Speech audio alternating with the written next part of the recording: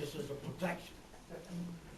When I started doing economic development research for the University of Arkansas, I had South Arkansas explain to me in a very short way. They said Magnolia is the old money. El Dorado is the new money. Crossett has no money, and there is no hope for hope. So see, I understand South Arkansas pretty well. I know it's crazy. The world is crazy. Our economy is crazy. We're getting big doses of it every day. We bought some of the precious elixir yesterday coming down here, filled up Marlene's car, $52, and it wasn't empty. We saw gas from the $3.59 we paid down to $3.40 in one or two places. And there's a little station between here and Magnolia that has it for 99.9 cents. It's closed. It has been for a hell of a long time. But the price is wrong. But before you get too concerned about the price of gasoline or anything else in today's society and economy, I did a little comparison. Now gasoline is currently $3.50, $3.59. Mountain Springs water, if you buy it, is $2.24 a gallon. It's just water. Clorox bleach is $2.65 a gallon. Equate mouthwash is $7.51 a gallon. That's why you go buy a gallon. 16-ounce bottle of Coke that you walk in the store and take out to drink, you're paying $7.92 a gallon for that cup. Vitamin water, if you buy water that has vitamins in it, although regular water has vitamins in it, but this is called vitamin water, it is $10.18 a gallon. Organic grape juice, not just plain grape juice, but organic grape juice, is $11.96 a gallon. Peanut oil is $12.99 a gallon. Listerine mouthwash is $17.44 a gallon. Grape juice, not organic but plain grape juice, is $19.96 a gallon. Honey is $36.81 a gallon. That's why they sell it by the pound. It's too damn expensive for the gallon. What is the real precious elixir today? I found it.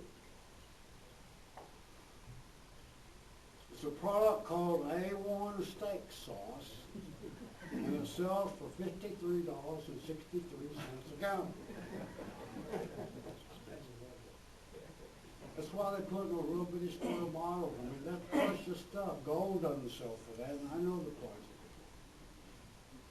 it. But trying to keep things in perspective for us. A gallon of gas, $3.59. A little bottle of A1 sauce, $53.63 a gallon.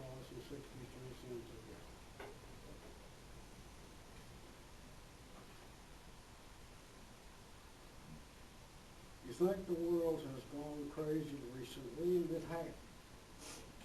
There was a Fayetteville, there was a Memphis bank, the sued a Fayetteville bank. The Memphis bank said, Fayetteville Bank, you recommended this company selling these car loans in California, and we bought $2 million worth, and they're not any good. Turns out that the loans were insured by a company in California that was a shell company, and it didn't exist, so those loans weren't really insured. Now, I had had the pleasure and joy of as a consultant to get invited in by the Fayetteville Bank to take a look at these loans. They were in banana boxes. The banker from the Memphis bank that flew to Los Angeles to look at the loans and check them out was very mad when he touched down in Los Angeles because the plane was late and he had missed his golf tee time. He spent 3 days in Los Angeles playing golf, never looked at the loans, and hauled them back to Memphis. I looked at them. It was beyond belief. Even Todd would not make these.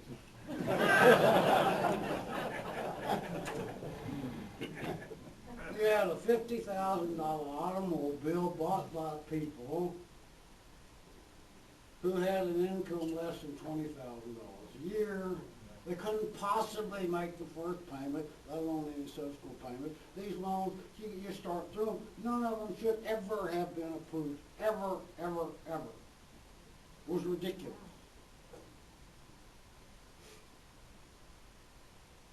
You know when that happened? 21 years ago.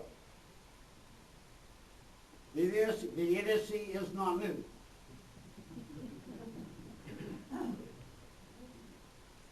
"21 years ago, we had banks making loans like this, perhaps thinking that they were insured by corporations that did not exist. The nuttiness is not new. The really crazy or stupid bankers are not new. The theory of every American owning a home is not new. It was fostered by our society because homes always went up in value. They never went down. It doesn't make any difference. You don't need 20 or 25% down. If the people can't pay the mortgage, you can always sell the house for more than the loan. And so there's no, it's a win-win-win for everybody. And we load it up. The houses in foreclosure now were not always bad loans.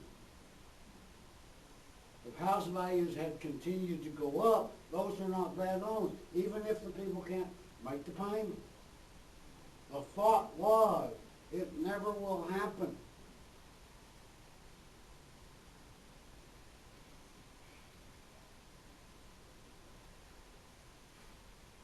We have something in news that I call the news cycle. It's now 24 hours a day. Have you ever thought about being a newspaper editor or a newspaper publisher?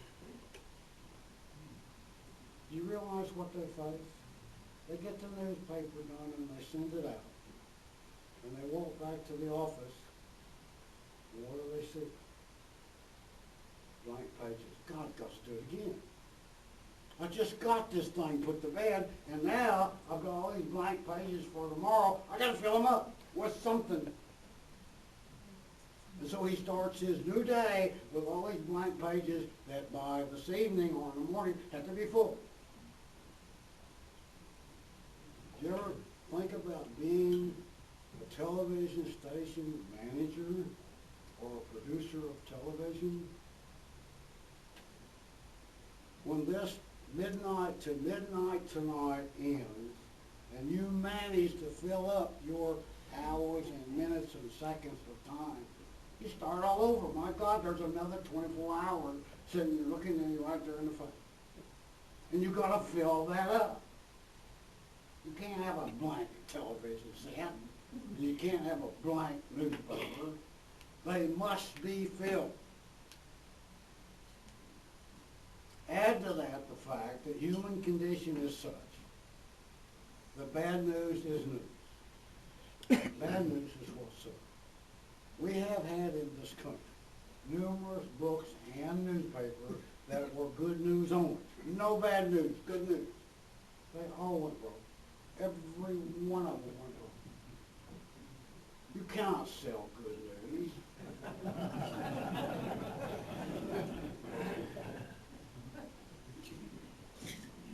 Why is football succeeding and baseball dying? In a baseball game lasting 2.5 hours, there are exactly 3.5 minutes of action. Honest to God, 3.5 minutes out of 2.5 hours. Football, catastrophe coming around the next turn every minute. I mean, we kill a lot of people in football. You don't in baseball. Baseball is dull. NASCAR races is wonderful. We're waiting for the wreck. We don't give a damn. How many times the cars go around the track, we're waiting for the wreck.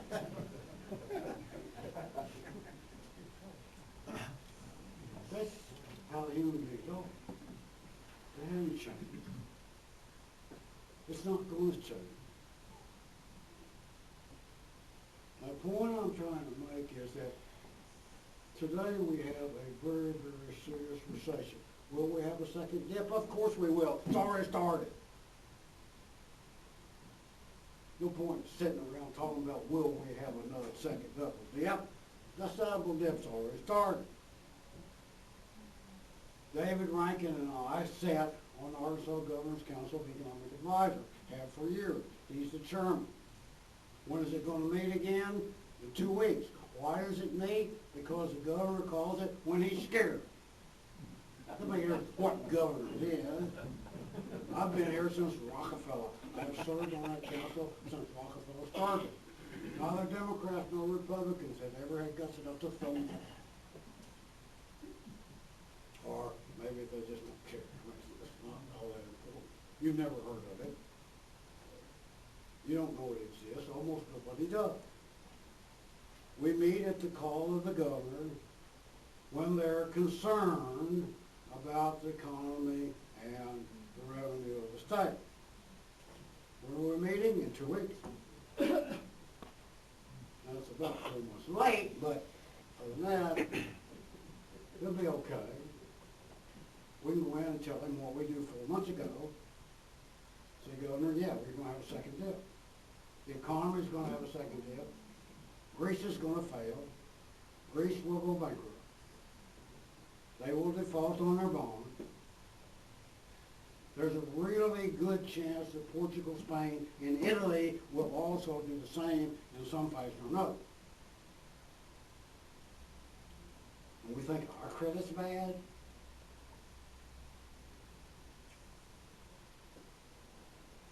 This cycle that's going on now started a long time ago. Remember that bank fiasco 21 years ago?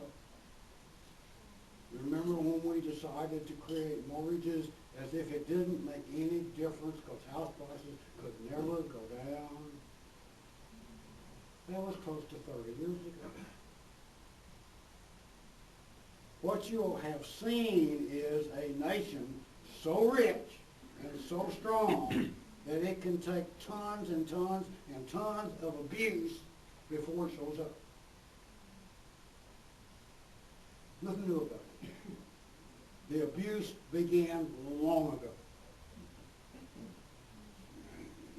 It began by people not willing to admit to their obligations. The national debt today became $14 trillion because we cannot admit to the obligations we make for the future. I'm on Social Security, have been for several years. I got all the money I put back in, I got all the money I put in back within 5 years. Not counting the investment income that those dollars should have earned for 30 or 40 years. Now, Mr. Perry may or may not become president, and he may or may not be a wonderful man, but he doesn't know a damn thing about Social Security. Social Security was not a Ponzi scheme when it was designed. The problem with Social Security has been not that the government used the money, borrowed it and spent it. That's beside the point. The government can pay it back anytime it wants to. problem is that Social Security is no longer what it was designed to be. We have broadened the base, added to the structure.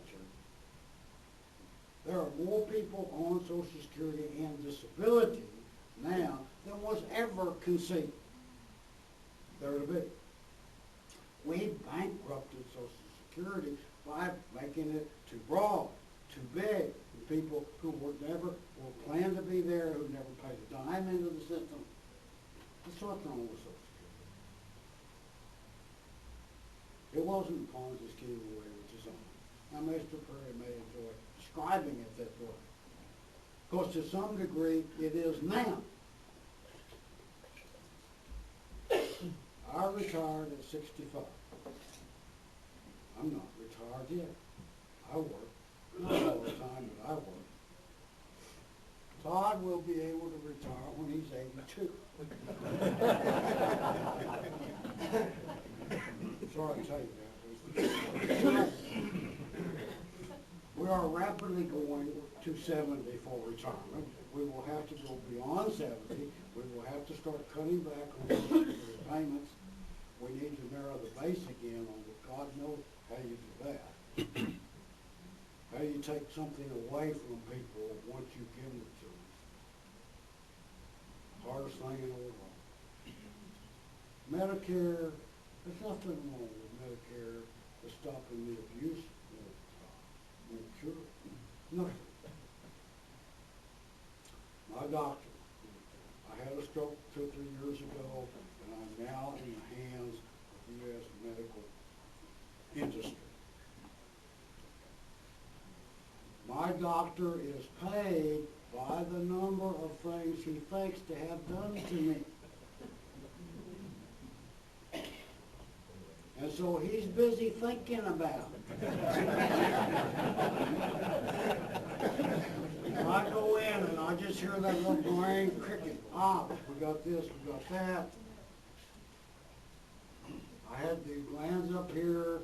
I'd already had them sound checked. Now, oh, we've got to take a scan of that. As far as I know, he does not know, nor does anybody else, whether there's anything wrong with me or not. They don't even know what caused the damn problem I had, let alone if I have anything else come along. But he is paid by the number of procedures. Now, yes, he has to accept the government price. But the government does not set a limit on how many procedures he and I have together.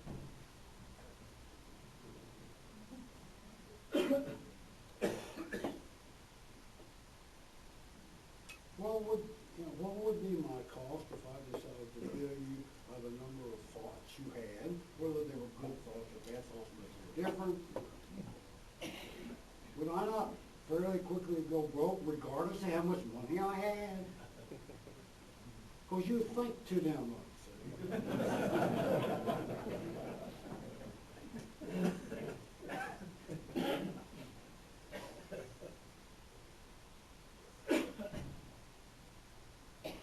This recession is different. Not the kind. It shouldn't even be defined as a recession.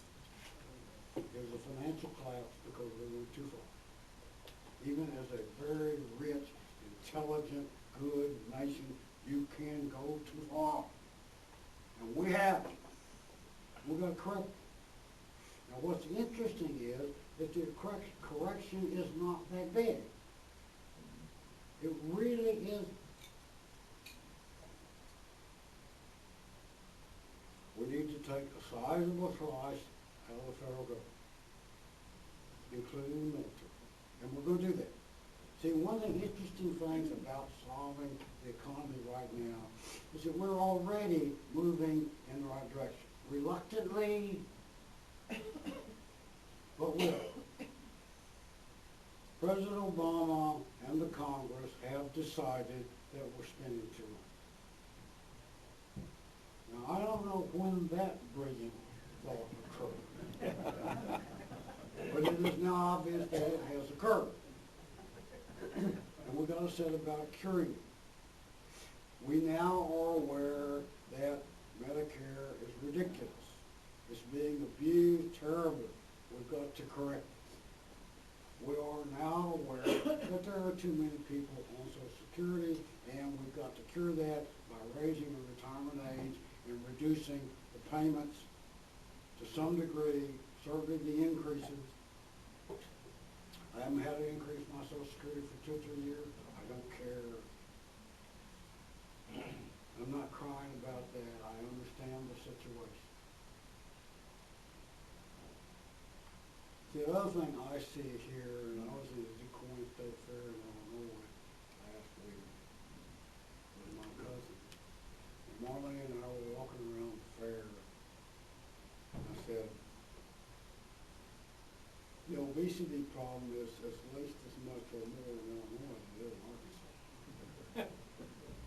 And that's terrible.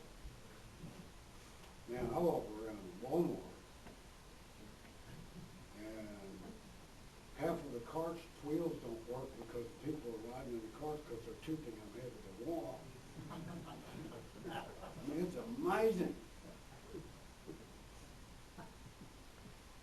And it's bad all over the country, and it's killing us. One of the solutions to this problem of us growing older, we may be solving the obesity problem, which is okay. That's a reasonable trade-off. If that's what people want to do, then go there and eat yourself to death. I don't know.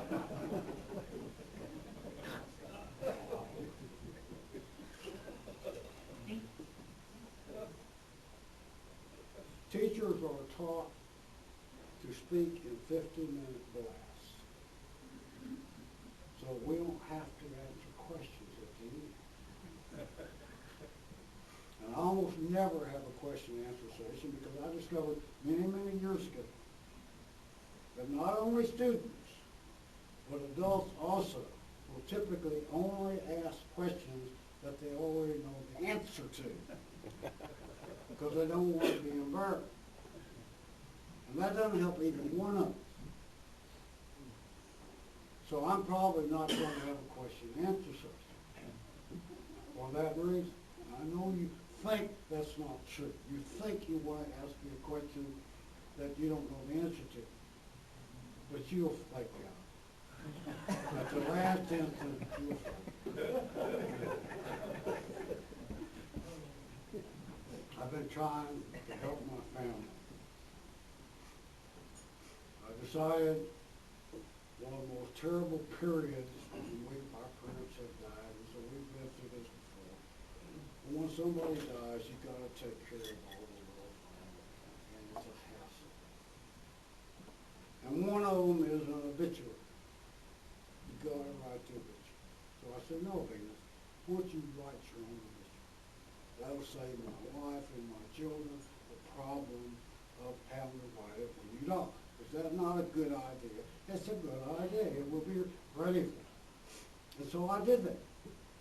Got on my computer, started writing my obituary. I knew that I was in a little trouble when I got to volume 2.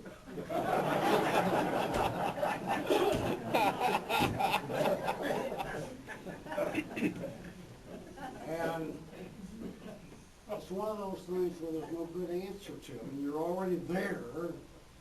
And now you go, what, you got this huge editing process. You're supposed to get this down to a 3-inch long column for the newspaper, and you're on page 163 in volume 2. And there were some weird things that I decided to put in it. I wanted to put in it my favorite song title. Not songs, but song titles. So people would have an idea maybe the kind of way I thought. So what to Venus were the best song titles that he had ever heard. Tequila makes her clothes fall. I could have used that information 60 years ago. If I had known that at 15 or 16, it would have made a world of difference.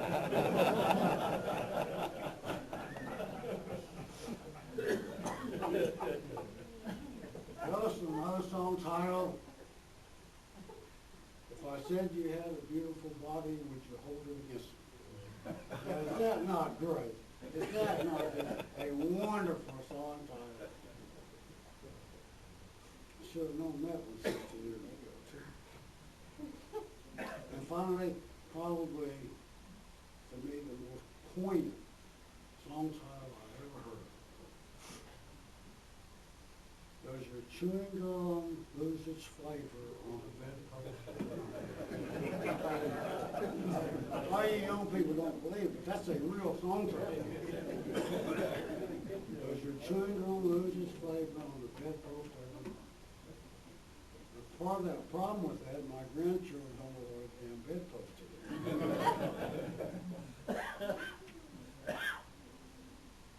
And most of the chewing gums that are sold today have 4 sticks a pack for a quarter instead of 5 for a nickel that I grew up with.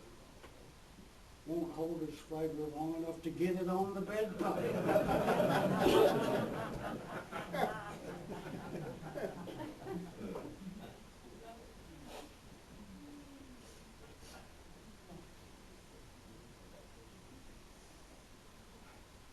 We are solving our problem. The American people have a way of solving their problem. Do we have a serious problem with that? We have for a good many years now abused this country. Psychologically, sociologically, and financially. We've got to cure some of it.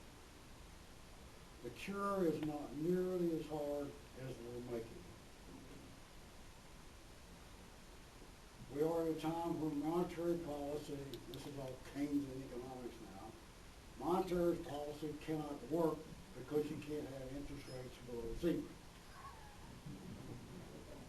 Now theoretically you can have real interest rates below 0. Inflation now is running 3%. 1.5% last year, 3% this year. What are you paying on CDs? What term? What term? Any term is less than 3%, I think. So my real interest rate at your banks is below 0, right?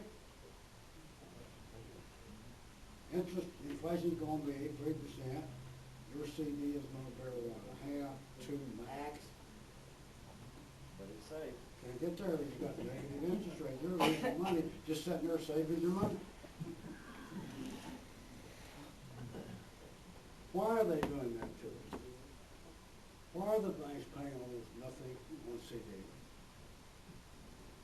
What else are they going to do with the money? You won't borrow it. Businesses right now across the United States have more money than they ever think about needing in cash. Why aren't they spending it? What are they going to do with it? Where are they going to put it? Where are they going to get a return on investment? These are the kind of things that we have to work out. Your president and your Congress are so superfluous to this, it doesn't make any difference. Don't worry about what Obama does. Hell, he's not going to do anything anyway. Don't worry much about the Congress, because if they do anything, it will be wrong.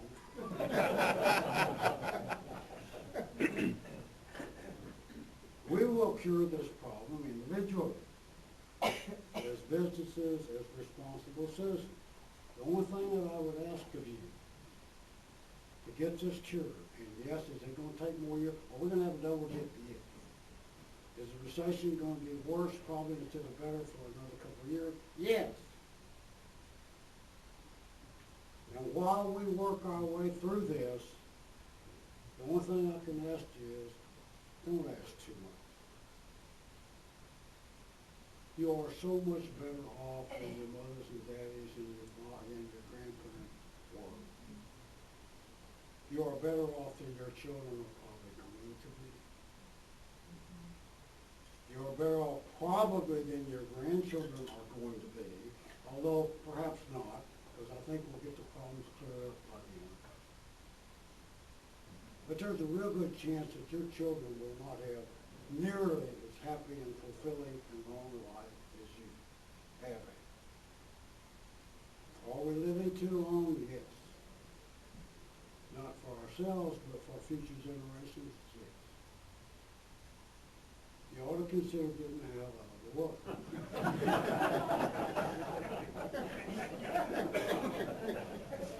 One of my big heroes died not long ago. His name was Jack Kevorkian.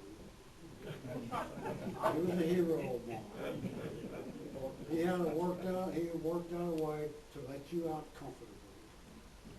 Oregon legalized it. There are some countries in Europe that have now legalized it. We can get out comfortably.